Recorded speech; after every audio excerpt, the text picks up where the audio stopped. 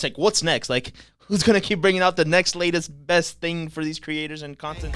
You help them figure what they want out of life, but you know everything it come with a price. Wanna maximize your money and time, might have to take the uncommon advice. Back at it, another episode of Uncommon Advice. We got some really cool stuff that we're excited about today. We're going to talk on. But first, let's talk about them Denver Nuggets. All right, time to go. We're out of here. Yeah, tough loss.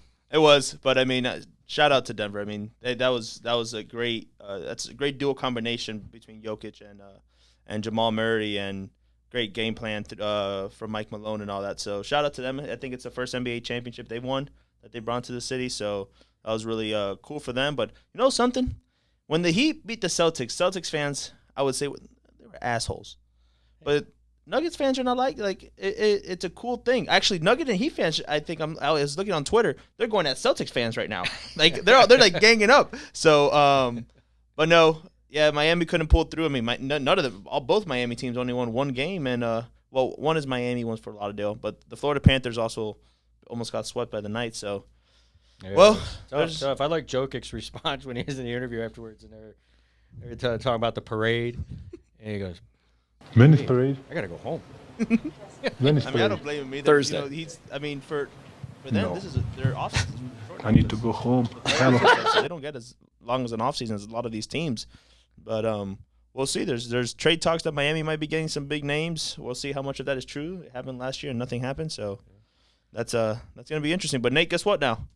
Now it's football. What is it? 90 days, I think, till kickoff. Oh yeah. So football. Unless you're a baseball fan, that's baseball. But I don't know who's a baseball fan. yeah, Just kidding. For you baseball fans. yeah, for you, base respect, but yeah, I'm not a baseball fan either. So let's get into this. So we got some stuff. We're going to talk about some building some engaged audiences and a new tool that is out and a new strategy. It came out a little while ago, back in February. It is Instagram Broadcast. It is a new feature that they rolled out that's pretty neat for influencers and creators. It's really kind of being tested right now. It hasn't fully rolled out, I believe. Yeah, correct. It hasn't, but it's funny because I feel like all these. If we talked about last week about the Twitter, so I feel like all these are not competing with each other. Like it's like, what's next? Like who's gonna keep bringing out the next latest best thing for these creators and content and influencers and stuff? So it's like Twitter comes out with their subscription based model. Instagram has their broadcasting channel, and it's like, what's next? Like, what's the next tool you're gonna give these influencers or content creators to continue to grow? So it's cool to see how the game is competing to help these people get their names and brands out even more.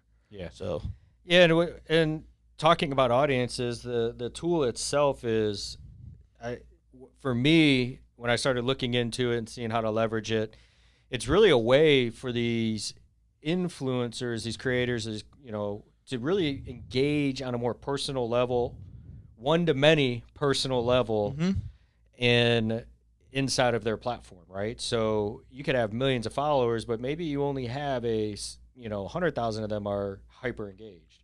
So it's allowing you people can subscribe to get your updates and get information from you faster and ask questions. It's really cool in that feature that allows you to build it's one-to-many in regards to the tool, but it creates almost a personalized experience for you to communicate with your hyper engaged fans, which leads me to the thing of when you're building an audience.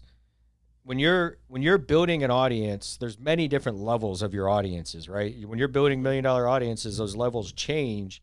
You have people that are aware of you, and we're not going to talk about like the levels of awareness, like in breakthrough advertising, like Gene Schwartz talks about. But there's levels of awareness. But in audience building, there's a level of engagement. There's people that are exposed to you, they know you, they see your stuff. There's people that are engaged in your stuff and watching it, kind of checking in here and there, or they might send a message here and there. And then there's people that are your raving fans that are hyper engaged. They're commenting on everything. They're sending you messages. They're liking, they're following. Like that is the type of fan really that I look at Instagram Broadcast being for.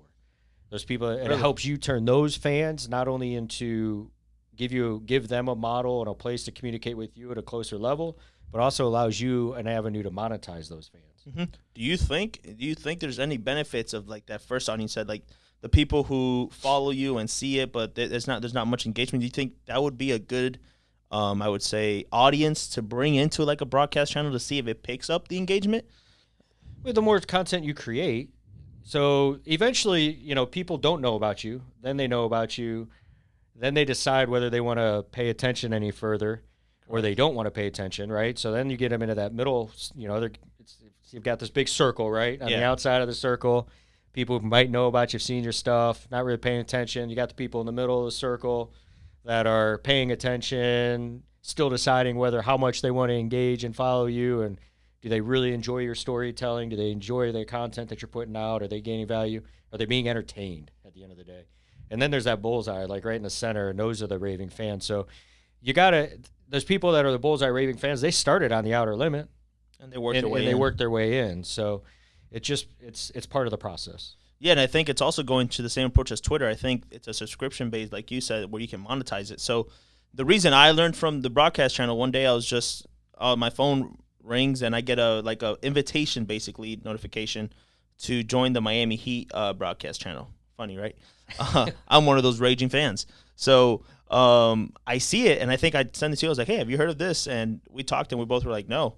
And you go in there, and they'll keep you updated, like, throughout the game. Like, the game's going on, and you're getting highlights. You're getting posts. You're getting, hey, this is the score. Hey, this is where we're at. And halfway through the third quarter, this is where we're at. And you see people engaging. 20,000 likes, 15,000 likes, 13,000 likes, 20,000. So it's like there's a huge engagement happening, but they're keeping it. And I feel like content creators are going to start using this broadcast channel to put unique content on it, right? So let's say something they don't want that only paid people can see. For example, let's say Mr. Beast drops a video, and he does a video like that, and it's something he doesn't want to share with anybody. He just wants to share with his people who are paying to be a subscriber, basically, on this broadcast channel. And that's how he monetizes. And as more and more people find out, oh, he's posting stuff that we can't even see just here on the outside. How can I see that? They're going to start paying for this. So it's also giving the opportunity to these content creators, influencers, to make money the same way Twitter's doing and all these other platforms are doing. Yeah, and it's interesting because gated content has been around for a long time, right? So you used to have gated content on your website. I remember when we had WordPress plugins that we'd use that would gate the content, then they had to pay to be able to access it. And it's interesting to see the social media tools actually start taking some of those same things that have worked decades ago and putting them inside of the platform. Because ideally, what do they want to do, right? When Instagram, Facebook, Twitter, they want to keep you on their platform. They want to keep you are their audience, right? You're their Correct. billion-dollar audience. And so they want to keep you there because that's how they monetize that traffic. So, they're allowing these influencers, creators they understand that the value of how influencer creators are creating $1 million audiences, but they're taking them off their platform. So this might be one of their ways too to really kind of keep those people inside of it. They're letting them build those $1 million audiences inside their platform, which is great. It's a good opportunity. It should be leveraged, but you should also be cautious because if they decide to change that feature, they decide that they don't like what you're saying, which we'll get into the next segment, they may shut you down and you may not have access to that audience at all. So no matter what, when you, as a creator, go and leverage this tool. If you get access to it, leverage it, take advantage of it, but always make sure to extract that audience and those raving fans out into your own newsletter, into your own email accounts, so you can control that audience and have access to that audience no matter what happens on these platforms. Which I think between the Twitter thing and the Instagram, Twitter does give you the option to pull those emails if you ever want to pull them. Where I don't think Instagram right now has that option. But my question to you, would be a really cool feature that Instagram can add. If you can basically build a segment, like how do I build give me the last 30 days, everybody who engaged with me, you can pull that into that broadcast channel instead of you I think this person did, I think this person did, where you can just do that. That'd be game changer for sure. Yeah, if they take custom audiences like you have on when you're running Facebook ads, correct, and Google ads, if you could take custom audiences like that and say, hey, I want to show this broadcast to this custom audience, that would be pretty slick. That'd be badass. That'd be cool. So absolutely, man. We'll keep you guys updated on all these social media trends that are happening. This competition between all these social media platforms is going to keep getting better, and I bet TikTok's going to come out with something soon too. No one's going to be falling behind, but those are some cool ways to keep people on these platforms, but also help these influencers and content creators who have such a big impact in growing these platforms to keep them on there with their audience. Yeah, building audiences is the name of the game.